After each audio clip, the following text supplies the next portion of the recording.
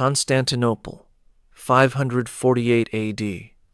Behind the golden doors of the imperial palace, physicians gather around a bed draped in Tyrian purple, the color worth more than gold, the color only emperors can wear. The woman dying in that bed once performed naked on stage while geese pecked grain from between her legs. Now she wears a crown that rules half the known world. Empress Theodora opens her eyes one last time. Her husband Justinian weeps beside her, the most powerful man on earth reduced to a grieving spouse. The courtiers bow their heads, the priests chant prayers. But the servants who dress her, who clean her chambers, who know what happens when the palace doors close, they exchange glances. They know secrets that would destroy an empire if spoken aloud. Because Theodora of Constantinople lived 3 completely different lives. The public saw a pious empress who built churches and protected women. The court knew a political mastermind who ordered thousands massacred without blinking. But the servants, the spies, the midnight visitors to her private chambers, they knew something else entirely. This is the story of how a bear-keeper's daughter who performed unspeakable acts in Constantinople's brothels became the most powerful woman in Byzantine history. How she changed laws specifically so she could marry an emperor. How she maintained a secret network of lovers while married to the most watched man in the empire. And how she managed to die a saint in the Orthodox Church despite living a life that would make modern scandal look tame. The servants, preparing her body for burial, notice marks on her skin that shouldn't exist on a faithful wife. They find items hidden in her chamber that confirm rumors whispered for decades. They discover correspondence that reveals appetites Procopius, the court historian, called inhuman. But they say nothing, because even dead, Theodora remains the most dangerous woman in Constantinople. What you're about to hear comes from 3 sources. First, the official histories that paint Theodora as a reformed sinner, turned righteous empress. Second, Procopius's secret history, written in hidden rooms and buried for centuries, containing allegations so shocking that scholars still debate whether they can possibly be true. And third, archaeological evidence from the palace itself, recently uncovered, that suggests the secret history might have understated the reality. Fair warning, this isn't just another story of ancient scandal.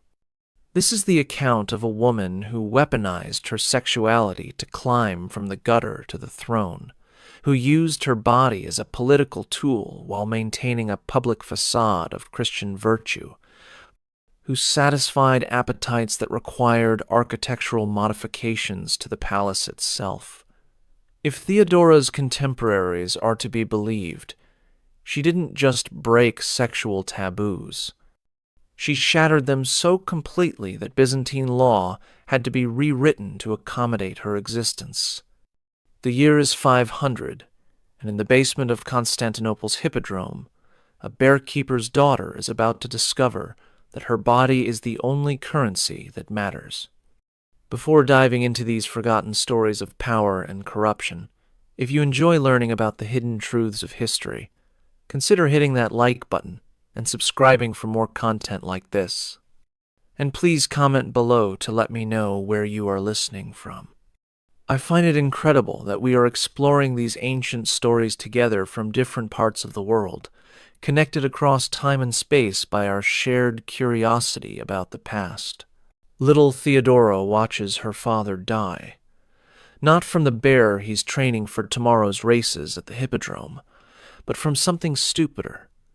A scratch that turned septic, an infection that rotted his blood.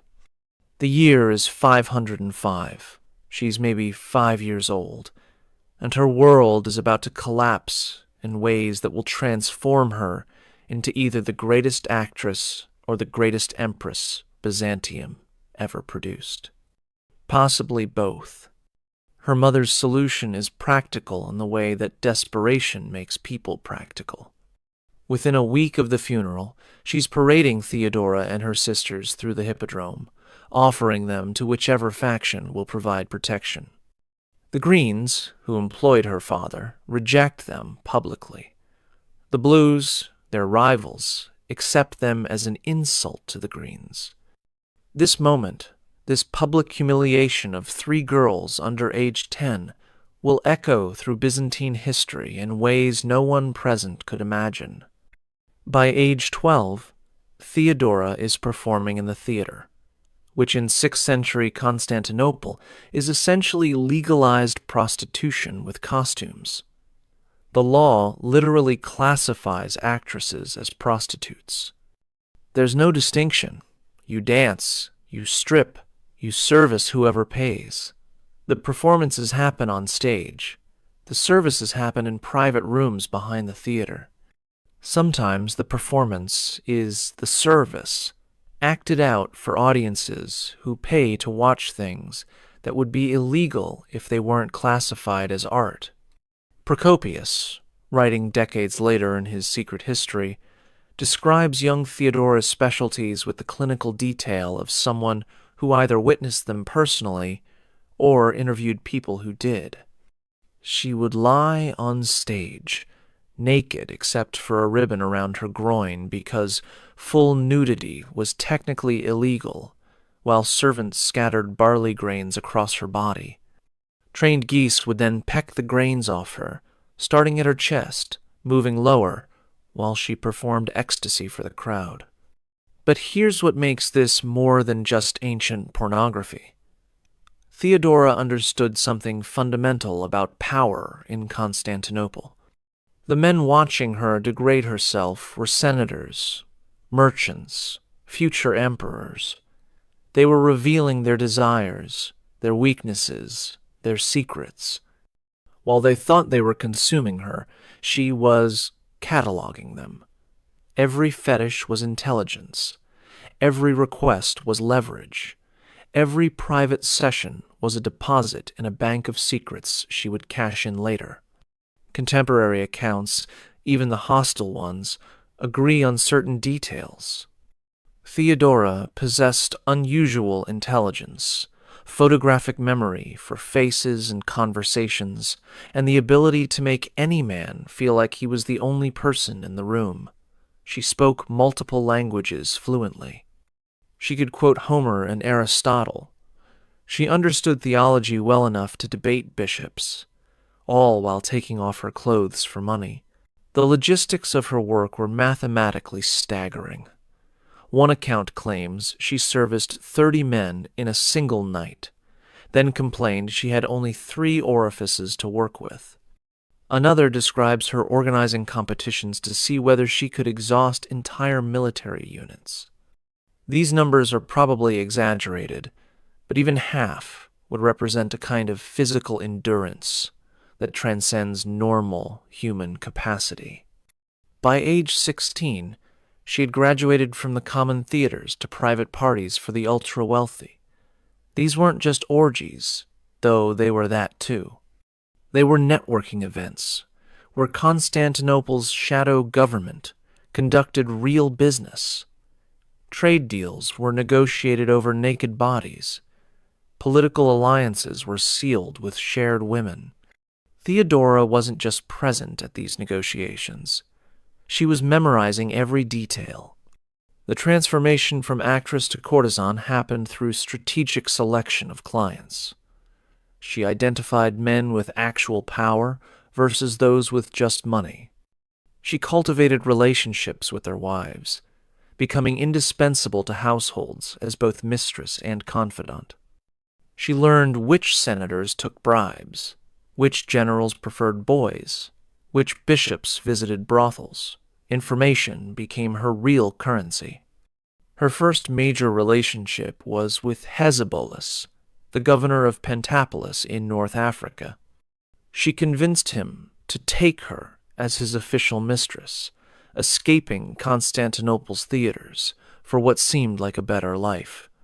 The relationship lasted 4 years before he abandoned her in Alexandria, penniless and thousands of miles from home.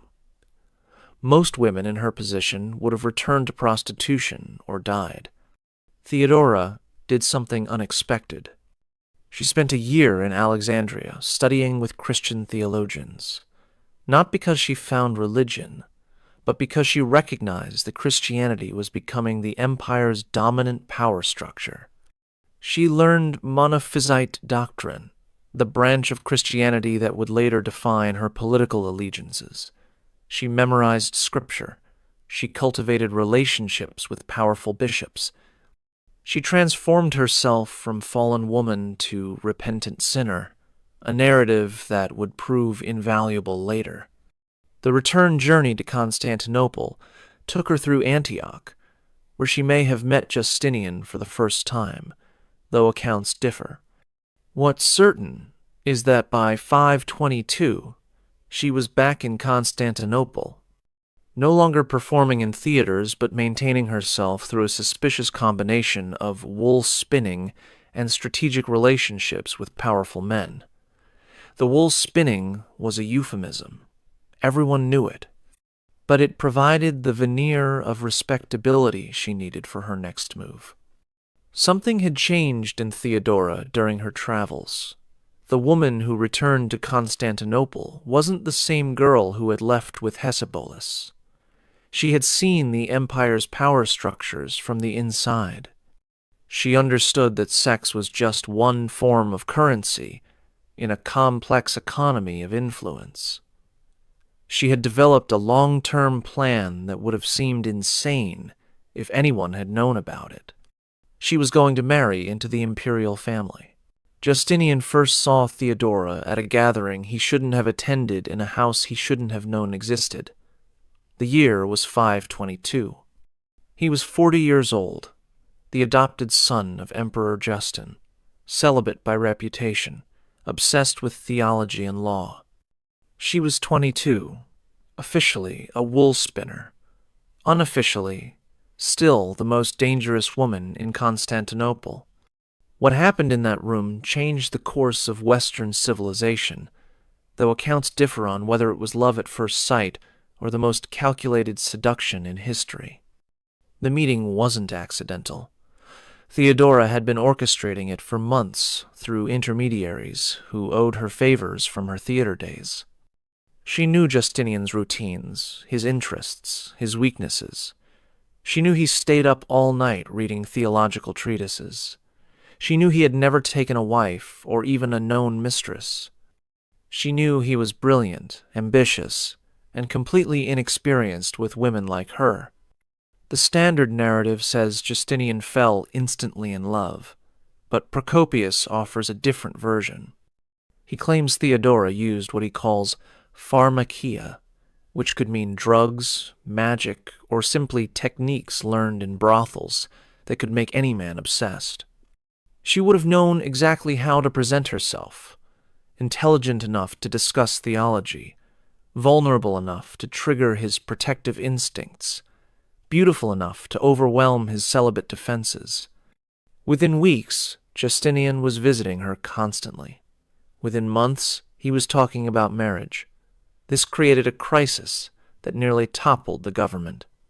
Roman law explicitly forbade senators from marrying actresses, not former actresses, once an actress, always an actress, in the eyes of the law. The taint was permanent, hereditary, legally indelible.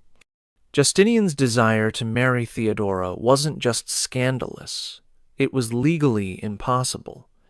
The Empress Euphemia, Justin's wife and Justinian's adopted mother, blocked the union with the kind of fury reserved for protecting family honor. She knew exactly who Theodora was. Everyone did. The woman who had performed with geese, the woman who had exhausted 30 men in one night, the woman whose name was still whispered in Constantinople's brothels as either inspiration or warning.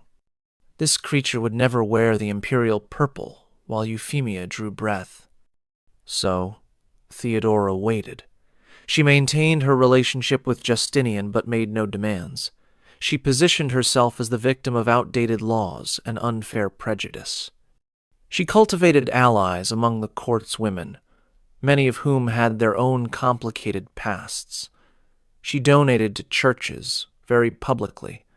She attended services where everyone could see her praying. She performed redemption like she had once performed desire. Euphemia died in 524. Within a year, Justinian had convinced his uncle to change the law. The new legislation was specifically written to allow reformed actresses to marry into the senatorial class. It fooled no one. Everyone knew this law had one beneficiary, Theodora. The empire's legal code was being rewritten for a former prostitute. The wedding in 525 was the event of the century. Theodora wore purple silk worth more than entire provinces. She entered the Hagia Sophia as a reformed sinner. She left as future empress. The transformation was so complete that visiting dignitaries who didn't know her history assumed she came from ancient nobility. Those who did know stayed silent. Theodora had files on half the court from her theater days. When Justin died in 527, Justinian became emperor with Theodora as his co-ruler. Not just empress consort, but Augusta, co-emperor in all but name. She received foreign ambassadors independently. She issued edicts with her own seal. She maintained a separate court with its own budget and army of bureaucrats. No woman in Roman history had wielded such official power. But the private Theodora was supposedly even more shocking than the public empress. Procopius claims she maintained her appetites despite the marriage. The palace was modified to include secret passages that allowed visitors to reach her chambers undetected. These weren't architectural features from previous emperors. Construction records show they were added after 527, specifically to Theodora's wing. The roster of alleged lovers reads like a who's who of Byzantine society.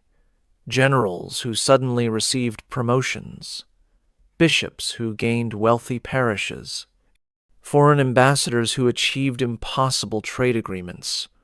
All had one thing in common: private audiences with the empress that lasted far longer than any official business required. The most damning account involves a young man named Ariobindus, who supposedly visited Theodora's chambers 3 times a week for 2 years. He was married to Justinian's niece, making the affair doubly dangerous. When he tried to end it, Theodora had him accused of treason. He fled to a monastery. She had him dragged back to Constantinople. He was never seen again. His wife was told he had died of sudden illness. The logistics of maintaining affairs while married to an emperor required extraordinary planning. Justinian worked obsessively, often through the night. But he also traveled frequently, leaving Theodora to govern in his absence. These windows provided opportunities. The servants were either loyal through love or terror. The guards were hers, not his. The palace became her stage for performances the public would never see. Contemporary accounts describe modifications to her private chambers that sound like ancient Roman pleasure gardens, heated pools with underwater seating designed for specific activities, mechanical devices imported from India that provided stimulation no human could match, mirrors arranged to multiply images into infinity. These weren't rumors. The archaeological record shows unusual plumbing and structural supports in what were Theodora's rooms. The question historians struggle with is consent. How many of these encounters were actually affairs versus coerced performances by men who couldn't refuse an empress? The power dynamics make any relationship suspect. Could anyone say no to Theodora? Would anyone dare? The public face remained perfect. Theodora attended church daily, sometimes multiple services.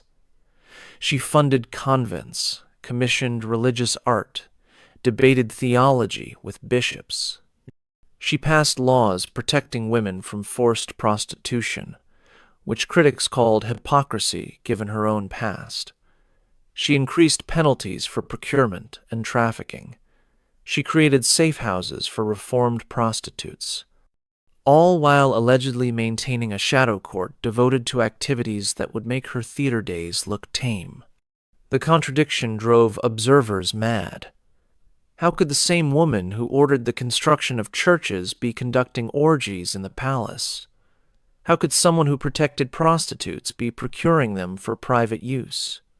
How could a reformed sinner be committing worse sins with imperial authority? The answer might be that Theodora saw no contradiction. Power was power. Sex was a tool like any other.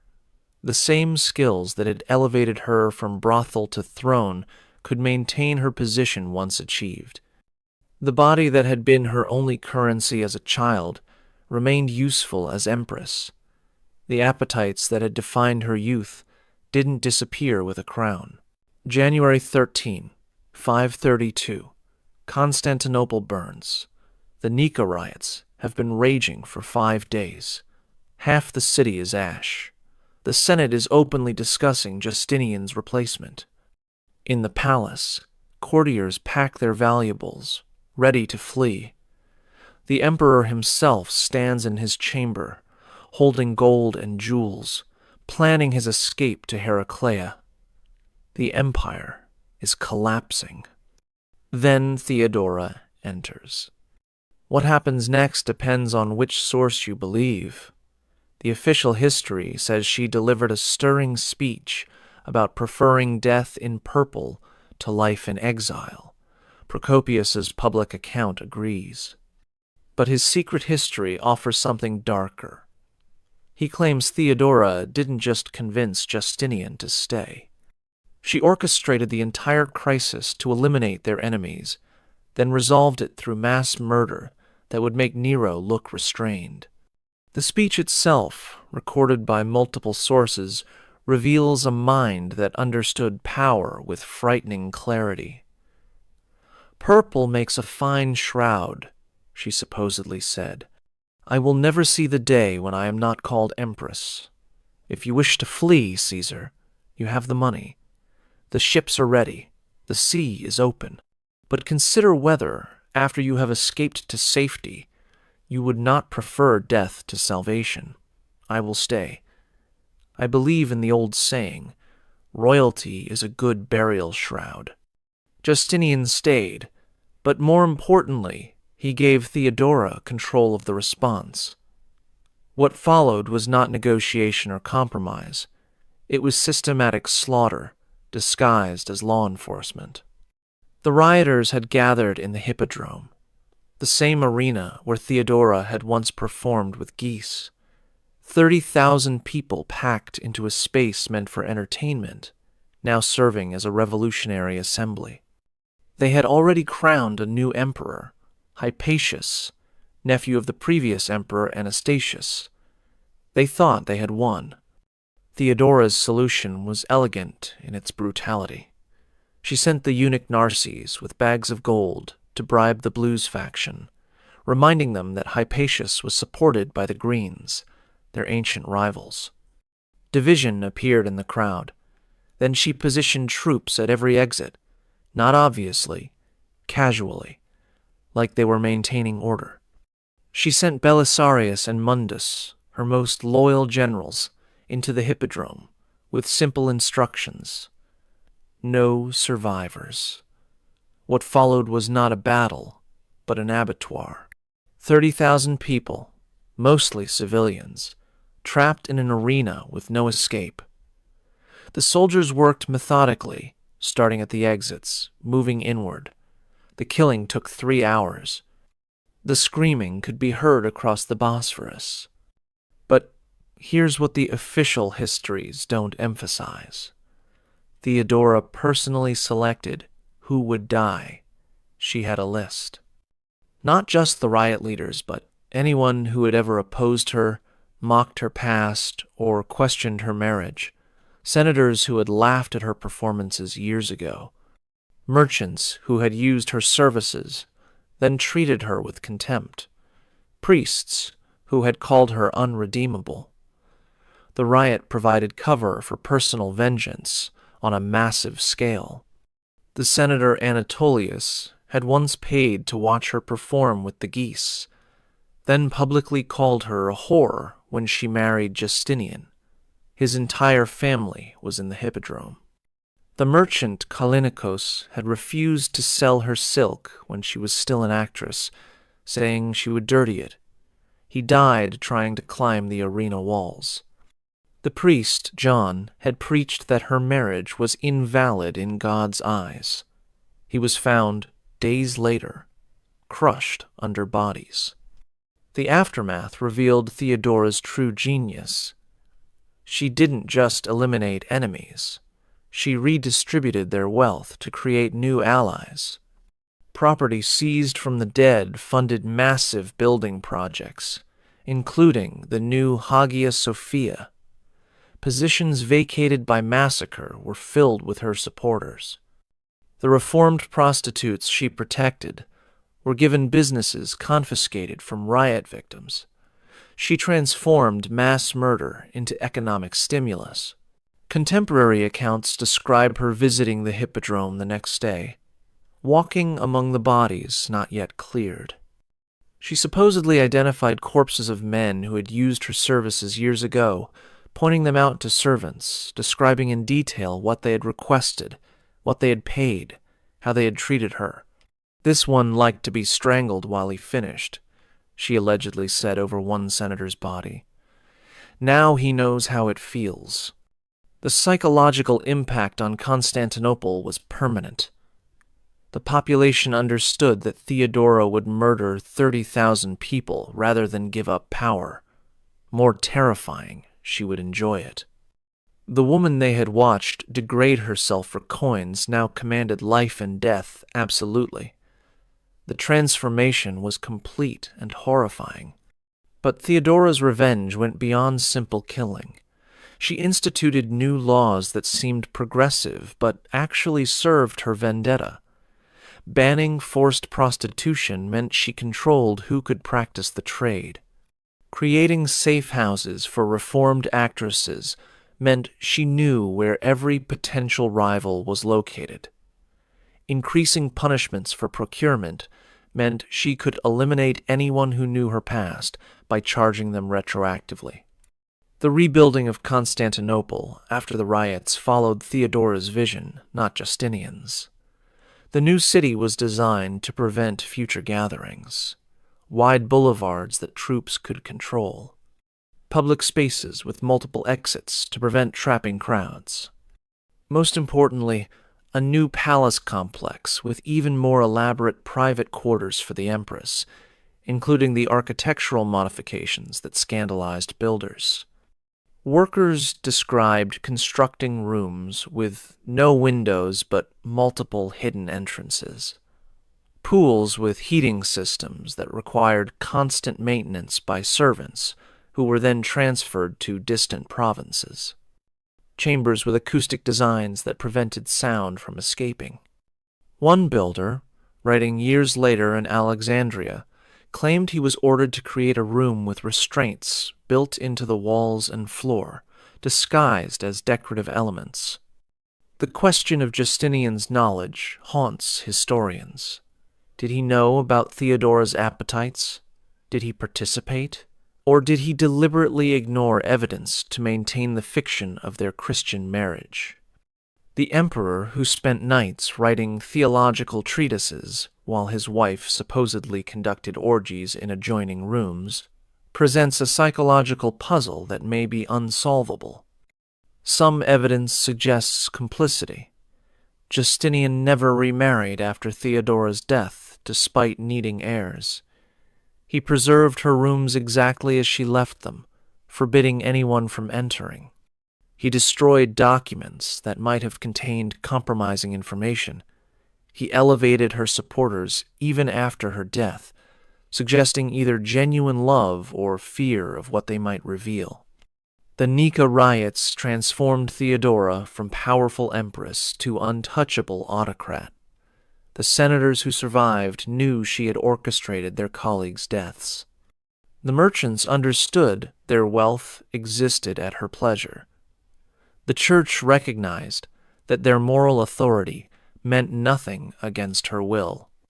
Constantinople learned that the former prostitute who had once begged for their coins would now take their lives without hesitation. Theodora's real power didn't flow through official channels. While Justinian governed the empire through law and bureaucracy, she controlled it through a shadow network that reached from palace bedrooms to monastery cells, from barbarian camps to Persian courts. The woman who had learned to read men's desires in Constantinople's brothels now used that knowledge to build an intelligence apparatus that would make modern spy agencies envious. The network began with the women nobody noticed. Servants who cleaned senatorial bedrooms and heard everything. Prostitutes who serviced government officials and remembered every word spoken in passion. Former actresses Theodora had saved from the streets, now placed in households where they could observe and report. Each woman owed Theodora personally. Their loyalty wasn't to the empire, but to the empress, who had lifted them from degradation. The eunuchs formed another layer. Castrated men occupied a unique position in Byzantine society, trusted with women because they couldn't seduce them, but dismissed by men as not fully male. Theodora cultivated them systematically. Narses, her chief eunuch, commanded armies. Scholasticus controlled the palace purse. Each eunuch in her network managed dozens of informants, creating cells that couldn't be fully exposed, even if discovered. The intelligence gathered was intensely personal. Senator Strategios preferred very young girls, information Theodora used to supply him with carefully selected options, who reported every preference and pillow confession. Bishop Severus had a weakness for Syrian wine that loosened his tongue about church politics. General Bouzes talked in his sleep, revealing military plans to the courtesan Theodora had placed in his bed. The blackmail material was catalogued with bureaucratic precision. Hidden in the palace were rooms filled with documents that could destroy anyone in Constantinople, letters proving adultery, financial records showing embezzlement, testimony about preferences that would horrify the public. Theodora didn't always use this information immediately. Sometimes she held it for years, waiting for the perfect moment. Marcus the Patrician learned this when he opposed one of Theodora's theological positions in 538. The next day, his wife received an anonymous package containing detailed accounts of his visits to a particular brothel that specialized in services involving multiple young men. The accounts included dates, times, payments, and specific requests that left nothing to imagination. Marcus withdrew his opposition and became Theodora's most vocal supporter in the Senate. The network extended beyond Constantinople. Theodora maintained correspondence with queens, princesses, and noblewomen across the known world. These weren't just diplomatic pleasantries. The letters, some of which survive in monastery archives, contain coded intelligence about troop movements, succession plans, and economic weaknesses. The barbarian Queen Amalasuntha thought she was writing to a sympathetic friend about her troubles with Gothic nobles. She was actually providing intelligence that Justinian would use to justify invading Italy. The Persian ambassador Zamasp discovered the network's reach when he tried to negotiate a secret treaty with dissident Byzantine generals. Within hours of the meeting, Theodora knew every detail. She didn't expose the plot immediately. Instead, she let it develop, gathering names of every conspirator. Then, at a public banquet, she casually mentioned details only the conspirators could know, watching their faces change as they realized they were already dead. The generals were arrested that night. Zamas was sent back to Persia with a message. Theodora knew everything. The monasteries provided unexpected intelligence sources. Theodora funded religious communities throughout the empire, particularly those following Monophysite doctrine. Monks and nuns, grateful for her protection, reported on local governors, military commanders, and rival religious factions. A monastery in Syria might inform her about Arab tribal movements. A convent in Egypt would report on grain harvests and tax collection. Holy men and women became spies without realizing it. The sexual intelligence was most valuable. Theodora knew exactly who slept with whom in Constantinople. She knew which wives were unfaithful, which husbands preferred boys, which bishops broke their vows nightly. This wasn't prudish moralizing. It was practical power. A senator couldn't oppose her if she could destroy his marriage. A general couldn't rebel if she could expose his preferences to his troops. The procurement network was particularly sophisticated. When Theodora needed someone eliminated or compromised, she could provide exactly the right temptation. The austere judge who had ruled against her interests suddenly found himself approached by exactly his type, tall, blonde, speaking accented Greek. The woman was irresistible because Theodora had designed her to be, trained her specifically for this target. Within a month, the judge was reversing his decisions to keep his new mistress happy, not knowing she reported every word to the Empress. Children formed another intelligence layer. Theodora established orphanages throughout Constantinople, staffed by her supporters. The children were educated, trained, and placed in households where they could be useful. A boy might become a secretary to a senator, reading all his correspondence. A girl might become a lady's maid, observing her mistress's affairs. They all remembered who had saved them from the streets. The architectural intelligence was ingenious.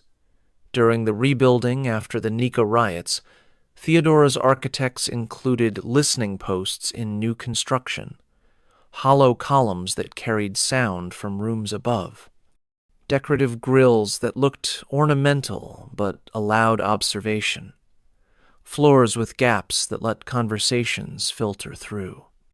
The rebuilt Constantinople was a city designed for surveillance, with Theodora at the center of the web. Foreign rulers learned to fear Theodora's reach. The Vandal king Gelimer discovered she had been corresponding with his wife for years when Theodora revealed intimate details about their marriage during negotiations. The Frankish king Theudebert found that Theodora knew about his plans to invade Italy before his own generals did. The Gothic king Totila received letters from Theodora containing information about his supporters that could only have come from his inner circle. The financial network was equally complex. Theodora maintained secret accounts throughout the empire, funded by various schemes, confiscated property from enemies, percentages from businesses she protected, tribute from foreign rulers who preferred her friendship to her enmity. The money funded her intelligence network, her architectural projects, and allegedly her private entertainments. The former actress Chrysomalo, now married to a senator, managed Theodora's most sensitive operations. She coordinated the placement of women in strategic positions. She managed the procurement of specific types of entertainment for the Empress's private use. She eliminated problems permanently when necessary. Her house near the palace was known as a place where people entered but didn't always leave. The medical intelligence was particularly valuable. Theodora's doctors didn't just treat illness, they reported on it. She knew which officials were dying, which generals were going blind, which senators suffered from conditions that affected their judgment. She could predict succession crises, military failures, and political opportunities based on health intelligence that no one knew she possessed. The architectural modifications to Theodora's wing of the palace began immediately after the Nika riots. Officially, they were restoration after fire damage. Actually, they were the physical manifestation of appetites that required specialized infrastructure.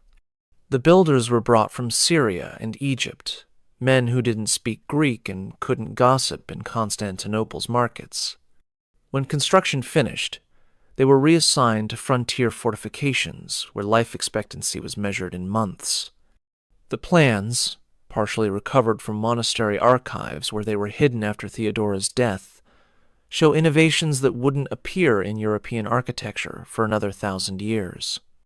Hypocaust, heating systems that maintained specific temperatures in different rooms, hydraulic mechanisms that could raise and lower platforms, acoustic engineering that could either amplify or completely muffle sound. These weren't standard palace improvements.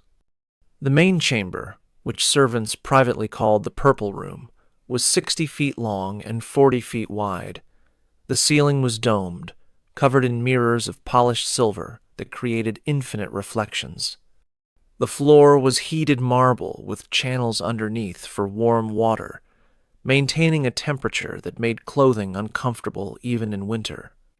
The walls contained hidden compartments that could be opened by pressing specific decorative elements, revealing implements that servants would retrieve and clean after each use. The pool complex defied standard Roman bathing architecture. 7 connected pools, each maintained at different temperatures, with underwater seating carved to support bodies in specific positions. The deepest pool had mechanisms that created artificial currents. Servants who maintained these pools were selected for their inability to speak, either naturally mute or surgically silenced. The private theater was perhaps most revealing. It could seat 30 people on cushioned platforms arranged in a circle around a central performance space. Hidden passages allowed performers to enter from multiple directions. The lighting system used hundreds of oil lamps that could be adjusted to create specific moods. A mechanism in the floor could raise a bed from below. This wasn't for watching traditional theater. Contemporary accounts from servants who survived their service describe scenes that challenge belief. Theodora would host gatherings where Constantinople's elite engaged in activities that would have meant death if performed publicly. Senators' wives discovering appetites they didn't know existed. Generals participating in scenarios that would destroy their military reputation. Bishops breaking every vow while quoting scripture. The procurement for these gatherings required its own infrastructure. Young people of both genders were acquired through various channels. Some were purchased from traders who didn't ask questions. Others were recruited from the theaters and brothels Theodora had once worked in. Some were children from her orphanages, selected for specific characteristics and trained for particular purposes. The training itself happened in a separate facility near the palace, disguised as a school for palace servants. The curriculum included dance, massage, conversation in multiple languages, and specialized physical techniques that aren't fully described in surviving documents. Graduates of this school were marked with a small tattoo, a purple dove, that identified them to those who knew its meaning. The court physician Aetius, writing in cipher years after Theodora's death, described treating injuries that he couldn't explain through normal palace activities. Torn tissue that suggested extreme insertions, bruising in patterns that indicated specific devices, damage from prolonged positions that normal human anatomy couldn't maintain without assistance. He treated these injuries silently, knowing that questioning them meant disappearing. The supply chains for Theodora's activities reached across the empire. Merchants in Alexandria provided substances that enhanced endurance and sensation.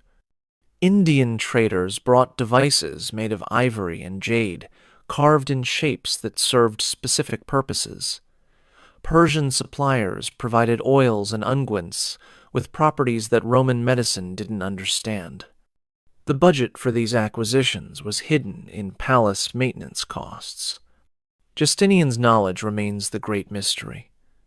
His chambers were separated from Theodora's by a single corridor, close enough that sound would carry without the acoustic dampening the architects had installed. He worked through most nights, writing his legal codes and theological treatises. Did he not hear? Did he not notice servants moving through the palace at strange hours? Did he not wonder about the architectural modifications that cost more than military campaigns? One theory suggests Justinian was an active participant who maintained public ignorance for political reasons. The emperor who wrote laws about sexual morality while his wife violated every principle would represent hypocrisy too absolute for the empire to survive. Another theory proposes he knew but accepted it as the price of Theodora's political genius. A third suggests he was genuinely oblivious, lost in his books while his wife transformed the palace into something unprecedented. The dinner parties were legendary among those who attended and survived. Theodora would host 20 to 30 carefully selected guests. The meals began normally, with traditional Roman courses. But as wine flowed, specially mixed with herbs that lowered inhibitions and enhanced sensations, the evening would transform. Clothing became optional, then discouraged, then forbidden. Performances would begin, starting with traditional dances that gradually became something else entirely. Senator Priscus, writing in a private letter discovered centuries later, described one such evening. The Empress orchestrated pleasure like a general coordinates battle. Every person knew their role. Every sensation was planned. Every combination was deliberate. I participated in acts I cannot name with people I see daily in the Senate. We are all bound now by shared shame that ensures mutual silence. The games Theodora invented went beyond simple physical pleasure. She created elaborate scenarios that combined power, humiliation, and release. A judge who had ruled against her might find himself in a position of complete submission to someone he had sentenced. A general who prided himself on control would be restrained and subjected to experiences that shattered his self-image. A bishop who preached against flesh would discover appetites that contradicted every sermon. The psychological manipulation was masterful. Theodora understood that physical pleasure was temporary, but psychological transformation was permanent. She didn't just want bodies. She wanted to fundamentally alter how Constantinople's elite understood themselves. A senator who had experienced submission to a former prostitute could never again believe in natural hierarchy. A general who had begged for release from a 20-year-old boy could never again command with the same authority. Every morning at dawn, Theodora attended divine liturgy at the Hagia Sophia. She stood in the imperial gallery, visible to thousands of worshippers, the perfect image of Christian piety. Her purple robes covered her from neck to floor. Her head was veiled. Her hands held jeweled gospel books worth more than provinces. She was the defender of monophysite Christianity, the protector of persecuted monks, the builder of churches. She was also, according to the whispers that nobody dared speak aloud, conducting activities in the palace that would make pagan orgies look restrained. The contradiction wasn't just personal hypocrisy. It was a systematic exploitation of religious authority for decidedly unreligious purposes. Theodora understood that controlling the church meant controlling the interpretation of morality itself. If she could define what was holy, she could also define what was permissible. The woman who had once performed with geese now decided which bishops received appointments. Her support for Monophysite Christianity against Orthodox doctrine wasn't theological conviction, it was strategic positioning. The Monophysites were persecuted, marginalized, and desperately needed powerful protection. In exchange for that protection, they provided absolute loyalty. Monks and bishops who owed their survival to Theodora wouldn't question her private activities. They couldn't afford to. The monastery of St. Simeon in Syria received massive donations from Theodora, enough to rebuild entirely after an earthquake. The abbot, a man named Severus, who had fled Orthodox persecution, wrote letters of gratitude that border on worship. He called her the new Mary, God's chosen vessel, holier than the saints. He also supplied her with young novices who were transferred to Constantinople for special theological training and were never seen again. The convent of St. Catherine in Alexandria was another beneficiary of Theodora's generosity. The abbess, Maria, had been a prostitute in Constantinople before finding religion. She understood exactly who her patron was and what was expected. When Theodora requested pure vessels for holy work, Maria knew to send her most beautiful young nuns, girls who had joined the convent to escape poverty and were about to discover that God's service took unusual forms. Bishop Anthimus of Constantinople owed his position entirely to Theodora. She had elevated him from obscurity despite his questionable theology and even more questionable personal life. In exchange, he provided religious cover for her activities. When senators questioned palace morality, Anthimus would preach about the danger of false witness. When rumors spread about the empress's appetites, he would condemn gossiping as a mortal sin. He transformed the pulpit into Theodora's public relations department. The theological debates Theodora engaged in were performances of a different kind. She would summon bishops to discuss the nature of Christ, the interpretation of Scripture, the requirements for salvation. These discussions would last hours, with Theodora demonstrating encyclopedic knowledge of patristic writings. Then, after establishing her religious credentials, she would retire to chambers where activities occurred that every religious text condemned. The pilgrimage industry became another tool for Theodora's purposes. She funded hostels for pilgrims traveling to holy sites, staffed by her supporters. These hostels served multiple functions. They gathered intelligence about religious movements throughout the empire. They identified potential recruits for her various networks. And sometimes, particularly attractive or useful pilgrims would be diverted to Constantinople for audiences with the empress that had nothing to do with religious devotion. The holy relics trade provided cover for even darker activities.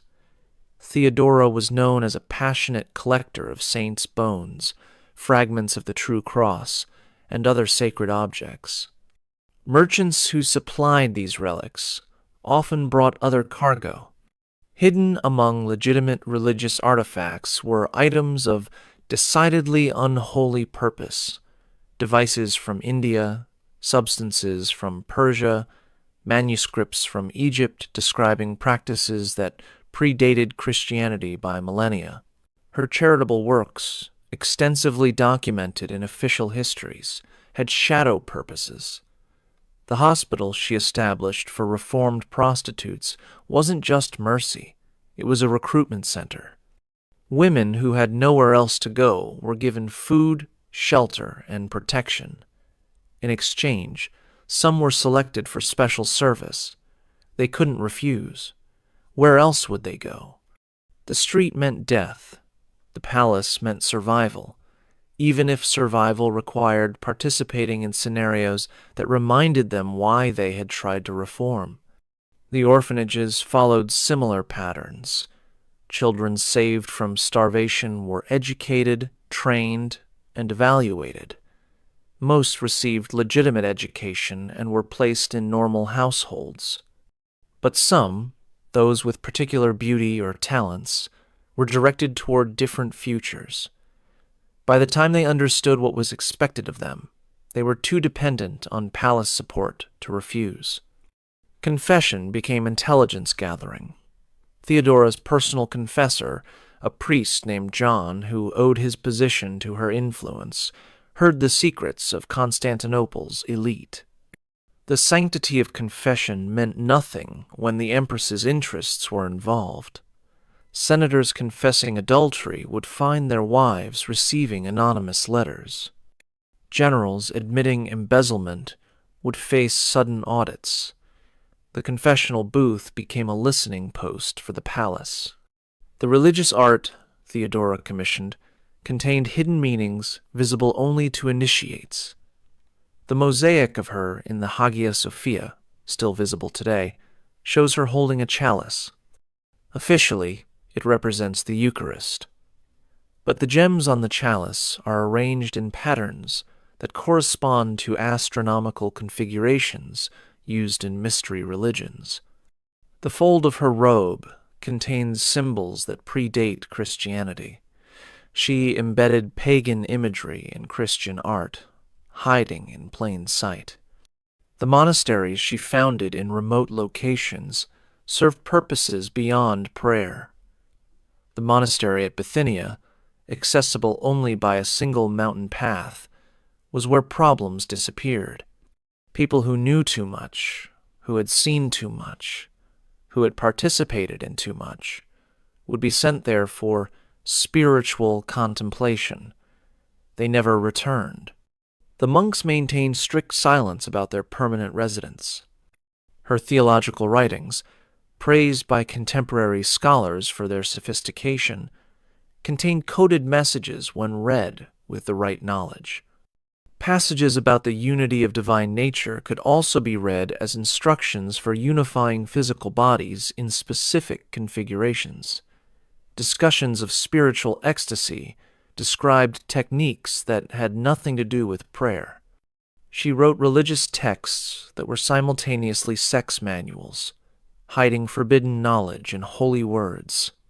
The feast days she established followed patterns that make sense only when understanding her true purposes. She created celebrations that required night vigils, when darkness provided cover for activities. She instituted fasts that required specific dietary restrictions that, coincidentally, enhanced physical sensitivity. She scheduled religious festivals that brought specific types of people to Constantinople at convenient times. Not everyone who entered Theodora's private world left it alive. The empress, who had risen from brothel to throne, understood that some secrets were too dangerous to trust to blackmail or bribes. Some people had to disappear completely. The methods she employed combined Byzantine sophistication with brothel pragmatism, creating an elimination system that left no traces, no martyrs, and no questions. The architect Anthemius of Tralles designed more than the Hagia Sophia's revolutionary dome. He created rooms in the palace with special properties, chambers where the air could be slowly replaced with other gases, pools with hidden currents that could exhaust even strong swimmers, floors with mechanisms that could open into shafts leading to underground rivers. He built execution chambers that looked like pleasure rooms, where death could arrive in the midst of ecstasy. Senator Photius discovered this when he tried to blackmail Theodora with evidence of her continued activities. He had somehow acquired documents, possibly from a servant, that detailed specific gatherings and participants. He made the mistake of requesting a private audience to discuss matters of mutual interest. Theodora agreed immediately. The meeting took place in one of her reception rooms, beautifully appointed with silk cushions and Syrian wine. Photius presented his evidence, confident he was about to become very wealthy. Theodora listened calmly, even seemed amused. She offered him wine, which he accepted. She suggested they discuss terms in more comfortable surroundings. He followed her to an inner chamber, already calculating his demands. The wine contained a paralytic derived from Indian plants, slow-acting but irreversible. As Photius negotiated, his extremities began to tingle. By the time he realized something was wrong, he couldn't move his legs. Theodora continued talking as if nothing was happening, discussing payment schedules while he gradually lost all motor function. When he could only move his eyes, she explained his situation. He would be listed as having left Constantinople on urgent business. His family would receive letters in his handwriting, forged by palace scribes, explaining extended absence.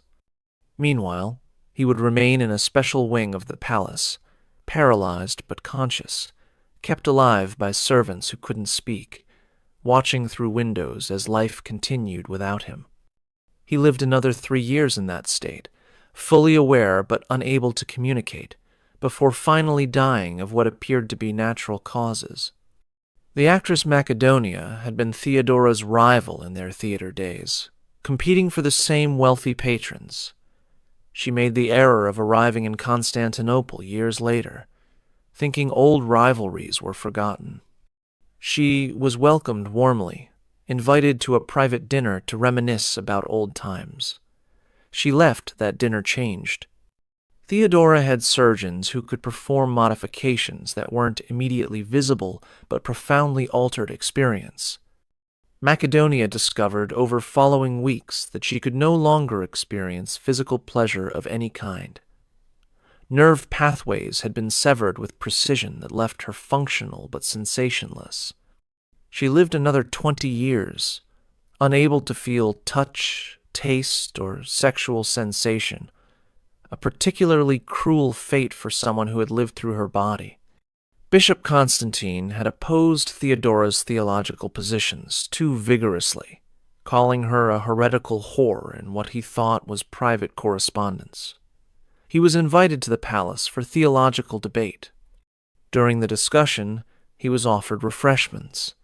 The next morning, he woke to discover his voice destroyed, not gone, but altered to a high, ridiculous squeak that made his sermons sound like comedy. Physicians could find no cause. He spent his remaining years unable to preach without audiences laughing. The merchant Sabbatius had supplied young slaves to the palace for years before developing conscience or greed. He threatened to reveal his dealings unless payments increased dramatically. He received an invitation to discuss new arrangements. He arrived at the palace but never left. His body was never found. His family was told he had sailed for India on sudden business. His wealth was gradually transferred to them through intermediaries, keeping them comfortable and quiet. The elimination methods weren't always physical. Theodora perfected techniques for destroying minds while leaving bodies intact. Senator Eugenius opposed her policies once too often. He began experiencing visions, horrifying hallucinations that physicians couldn't explain. Unknown to him, servants were adding substances to his food that caused progressive neurological damage. Within a year, he was completely insane, seeing demons everywhere, unable to distinguish reality from nightmare. His ravings about Theodora's evil were dismissed as madness. The network of elimination extended beyond Constantinople. Governors who discovered too much died of sudden illnesses. Generals who questioned orders suffered accidents. Foreign ambassadors who saw what they shouldn't vanished during travels. Each death looked natural, accidental, or at least unconnected to the palace. Theodora had physicians who could simulate any disease, engineers who could arrange any accident, and assassins who could reach anyone. The female victims often faced specialized fates. Theodora seemed to take particular pleasure in destroying women who reminded her of her past or threatened her present. A young actress who performed the same goose routine Theodora had once done was found months later, alive but modified. Her body had been surgically altered in ways that made performing anything impossible. She became a warning to others who might trade on Theodora's former reputation. The noblewoman Julia had mocked Theodora's low birth at a court function, making jokes about bears and geese. She was invited for a private reconciliation. She left that meeting looking normal, but was fundamentally changed. She had been conditioned through methods that remain unclear to experience violent physical reactions to luxury items. Silk against her skin caused burning sensations. Gold jewelry created nausea. Fine foods tasted like rot. She spent her remaining years unable to enjoy any of the privileges of her class, living in voluntary poverty to avoid constant agony. The record-keeping for these eliminations was meticulous but coded. Hidden in the palace archives were documents that appeared to be routine administrative records but actually tracked every disappearance. Names were replaced with numbers. Methods were described in terms that seemed medical but had different meanings. A casual reader would see healthcare records. Someone who knew the code would see a catalog of sophisticated murder. 548 AD arrived with spring warmth, and Theodora dying by degrees. The cancer, probably ovarian though physicians couldn't be certain, had been growing for 2 years. She had hidden it masterfully, using makeup to disguise the yellowing skin, padding to hide the weight loss, and sheer will to maintain public appearances. But by March, even she couldn't pretend anymore. The Empress who had performed impossible acts on stage was giving her final performance, and she knew the ending. The preparations for death were as elaborate as anything she had orchestrated in life. Documents were burned in palace furnaces for 3 straight days. Witnesses saw cartloads of papers, possibly the blackmail files she had maintained for decades, reduced to ash. Certain servants disappeared, transferred to distant provinces, or simply vanishing entirely. Others were promoted to positions that ensured their silence through complicity. She summoned specific people for final audiences. Some emerged weeping, others terrified, a few seemingly relieved. Senator Marcus left her chamber pale and shaking, immediately departed for his estates, and never returned to Constantinople. Bishop Menes spent 4 hours with her and emerged looking decades older. The details of these conversations were never recorded, but their effects rippled through Byzantine society for generations. The medical treatment she received was extraordinary, even by imperial standards. Physicians from Alexandria, Antioch, and even India attended her. They tried everything: herbs that came from beyond the known world, surgical procedures that wouldn't be rediscovered for centuries, and treatments that seemed more magical than medical. Nothing worked. The cancer had spread everywhere, consuming her from within like she had once consumed men. But even dying, Theodora maintained her appetites, or at least the performance of them. Servants reported sounds from her chambers that suggested activities impossible for someone in her condition. Whether these were real or staged for some final purpose remains unknown. Perhaps she wanted observers to believe she remained dangerous even while dying. Perhaps the appetites that had defined her were stronger than death itself. Justinian's behavior during her final months revealed either genuine love or genuine terror. He spent every moment not required for governance at her bedside.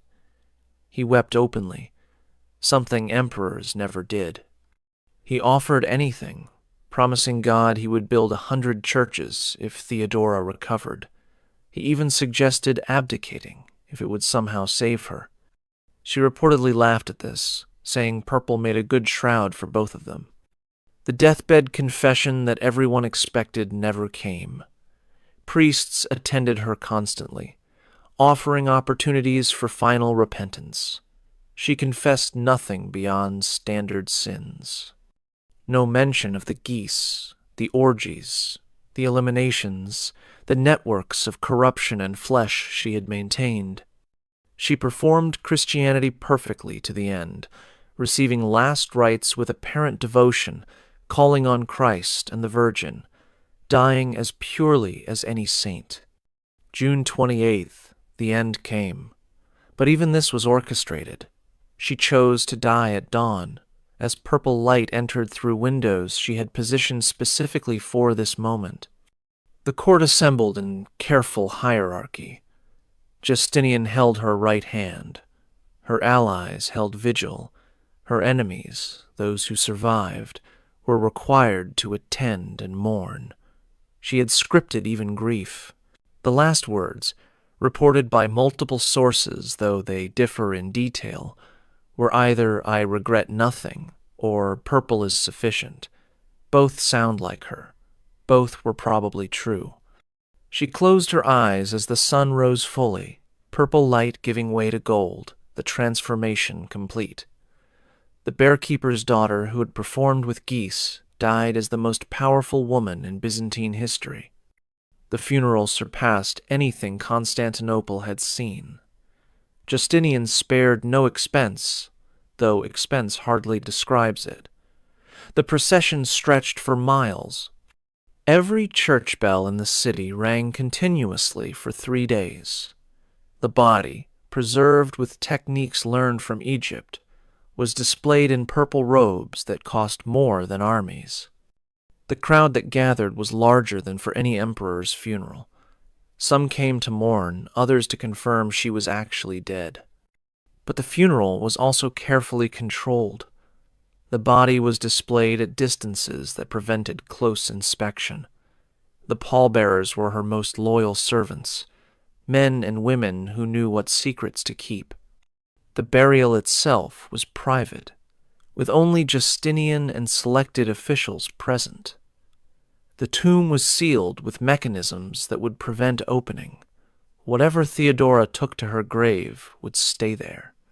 The immediate aftermath revealed her lasting power. Documents she had prepared were released on schedule. Some elevated allies to positions they would hold for life. Others destroyed enemies who thought her death meant freedom. A senator who had celebrated too openly was found dead within a week, poisoned by methods Theodora had perfected. Even dead, she could kill. Justinian's transformation after her death suggested the depth of her influence. He never remarried despite desperate need for heirs. He preserved her chambers exactly as she left them, forbidding anyone to enter. He continued policies she had established, even when advisors begged him to change. He built churches in her memory that bankrupt the treasury. He mourned her for 17 years until his own death, never recovering the energy that had defined his early reign. The systematic destruction of evidence began immediately. Servants who knew too much disappeared or died in various accidents. Documents that might have contained compromising information vanished from archives. Buildings were demolished and rebuilt to eliminate architectural evidence. The purple room with its mirrors and mechanisms was sealed, then filled with concrete, then built over entirely. Whatever happened, there was literally buried. But some evidence survived. Hidden documents in monastery walls. Archaeological remains that don't match official records. Stories passed through generations of servants. coded messages in art and architecture. The truth about Theodora was too large, too complex, too interwoven with Byzantine society to completely erase. She had made herself essential to too many systems. Her elimination would have required eliminating Constantinople itself. 500 years after Theodora's death, workers renovating the Hagia Sophia discovered a sealed chamber behind the Imperial Gallery. Inside were documents that had been hidden, possibly on the night of her death. The papers were removed, studied briefly by church officials, then destroyed on orders from the Patriarch. But one worker, literate and curious, had read portions before their destruction. His account, recorded by his grandson decades later, described lists of names with acts beside them that would make demons blush. The archaeological evidence continues to emerge even today. Excavations beneath Istanbul regularly uncover Byzantine remains. In 1993, construction workers found a complex of rooms that didn't match any known palace plans. The configuration suggested specialized purposes: pools with unusual shapes, chambers with mounting points for equipment that wasn't identified, underground passages that connected to multiple buildings. The site was documented, then covered again for a future that hasn't yet arrived. Modern forensic analysis of surviving Byzantine skeletons reveals patterns that historians struggle to explain. Multiple female skeletons from the palace area show signs of repeated trauma consistent with extended restraint. Male skeletons from the same period display damage suggesting prolonged positions that normal anatomy wouldn't voluntarily maintain. These remains tell stories that written records tried to silence. The artistic legacy is equally revealing. Byzantine mosaics from Theodora's period contain imagery that seems standard until examined closely. Figures in backgrounds engaged in acts that become visible only at certain angles. Decorative patterns that form different images when viewed from specific positions. Christian saints with expressions that suggest ecstasy rather than devotion. The artists were encoding what they couldn't openly depict. Procopius's secret history itself raises questions that may never be answered. If even half of what he wrote was true, Theodora was history's most successful sexual predator, using imperial power to satisfy appetites that required architectural modification to accommodate. If it was all lies, why did no contemporary dispute it? Why did Justinian never refute accusations that painted his beloved wife as a monster? Why did the Byzantine establishment accept the text's existence without challenge? The medical texts from the period contain descriptions that support some of Procopius's claims. Physicians describe treating injuries they attribute to palace activities without elaboration. They reference substances imported for imperial use that had no medical purpose. They document physical modifications performed on healthy individuals for reasons they don't explain. The medical evidence suggests something was happening that required professional treatment. The financial records reveal enormous expenditures that official histories can't explain. Money spent on construction that produced no visible buildings. Payments to merchants who supposedly supplied common goods at extraordinary prices. Salaries for servants whose duties were never specified.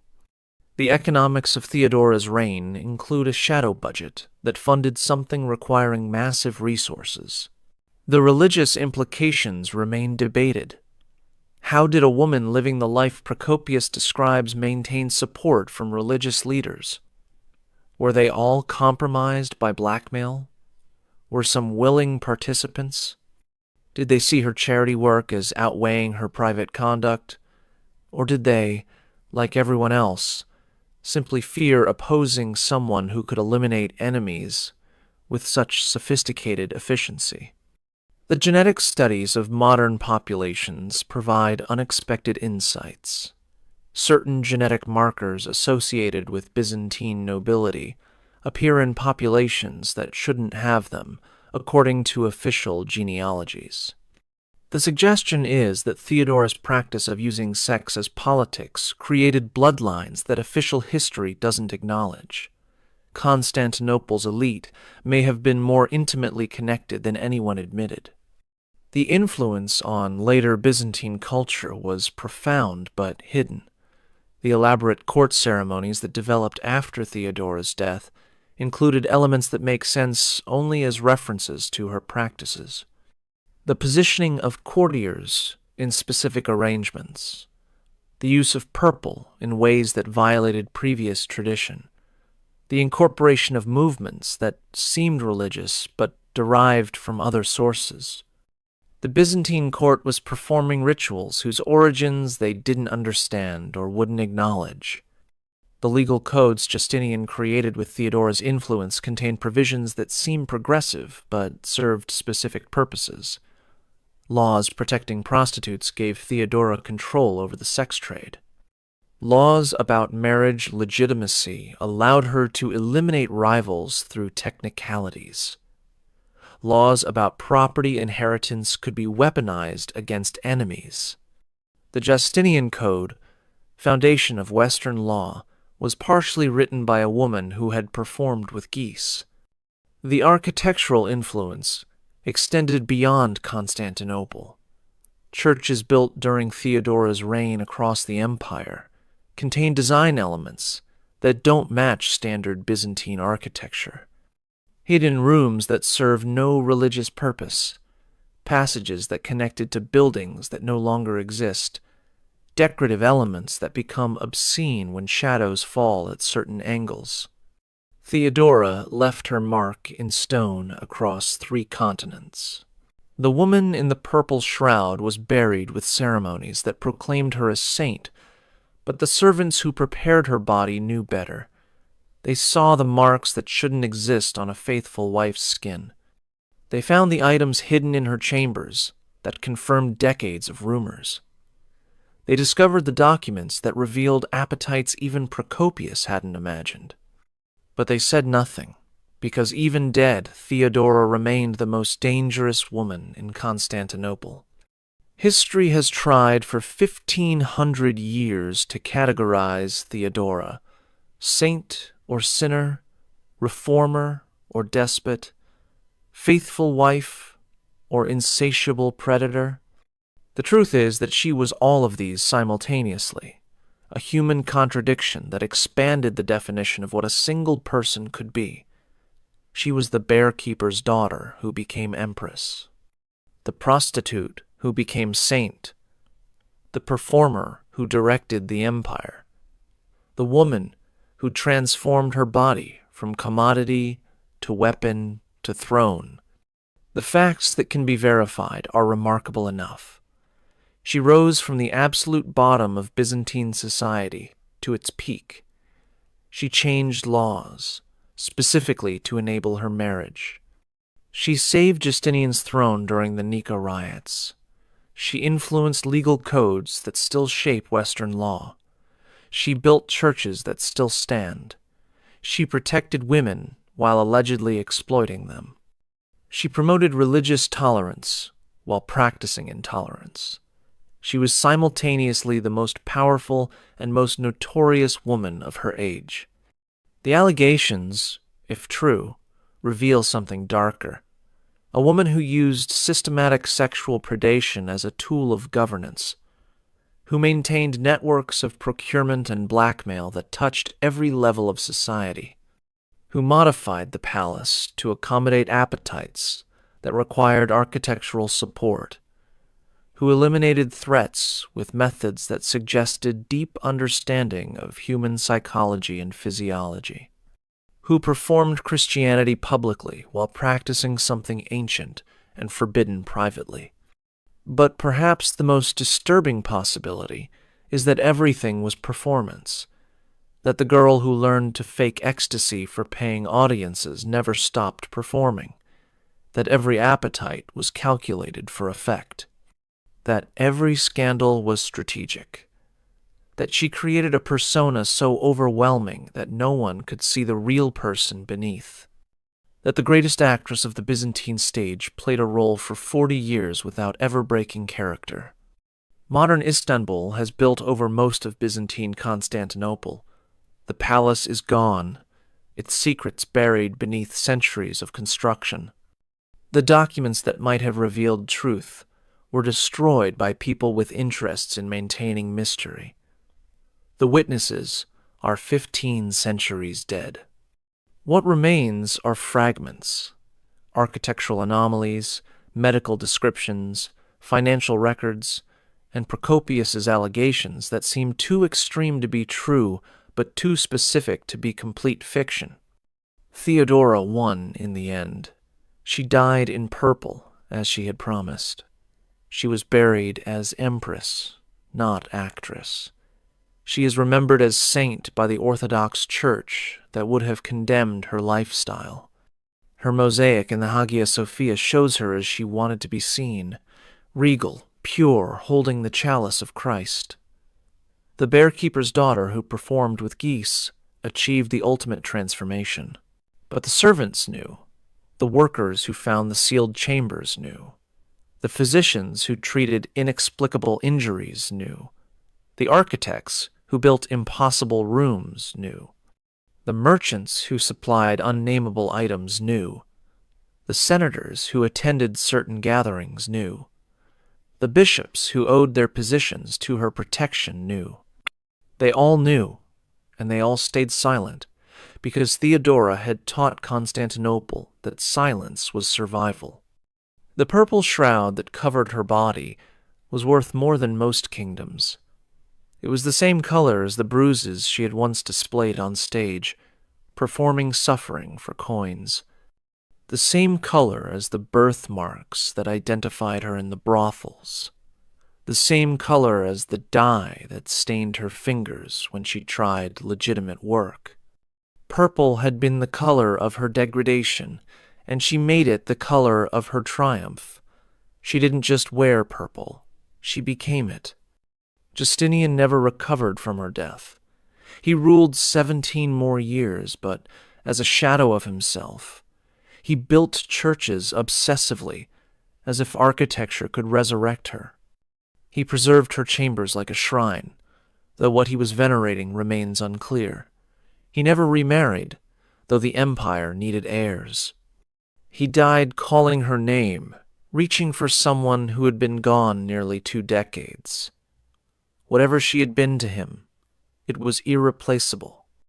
The empire never saw another Theodora.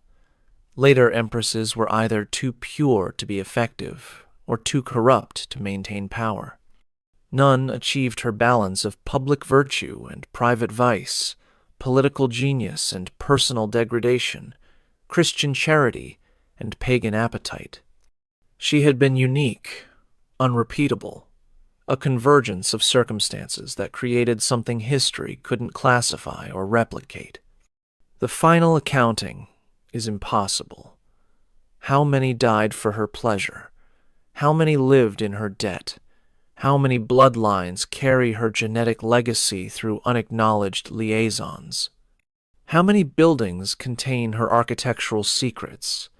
How many laws reflect her influence? How many saints owed their canonization to her protection? The questions multiply infinitely, like the mirrors in her purple room.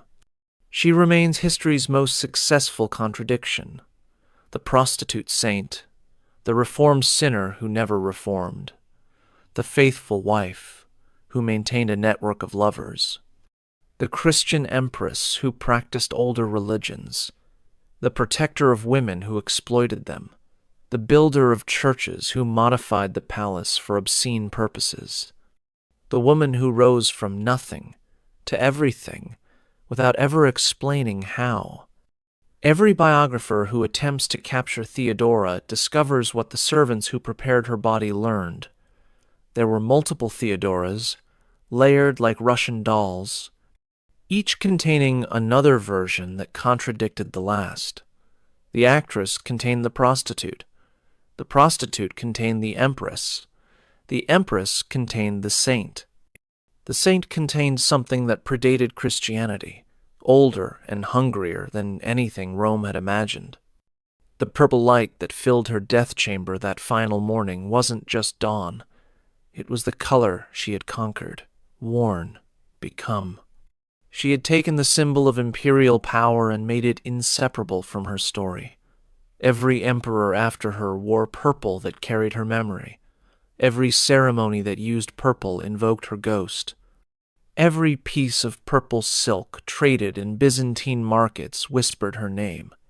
She died as she had lived, performing, calculating, overwhelming, and never, ever apologizing. The bear-keeper's daughter, who had discovered that her body was currency, had purchased an empire with it. The actress who had learned to fake pleasure had given an emperor genuine happiness.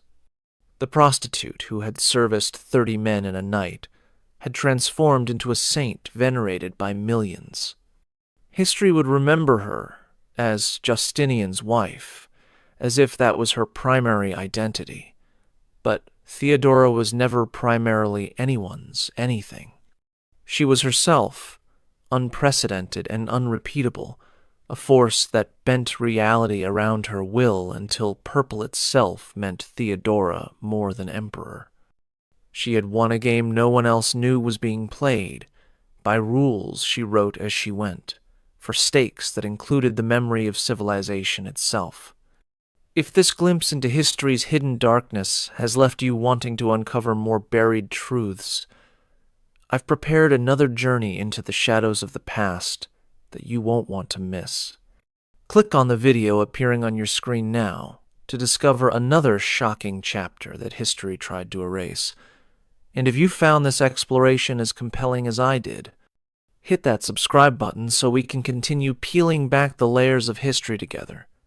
These forgotten voices deserve to be heard, and there are so many more stories waiting to be told.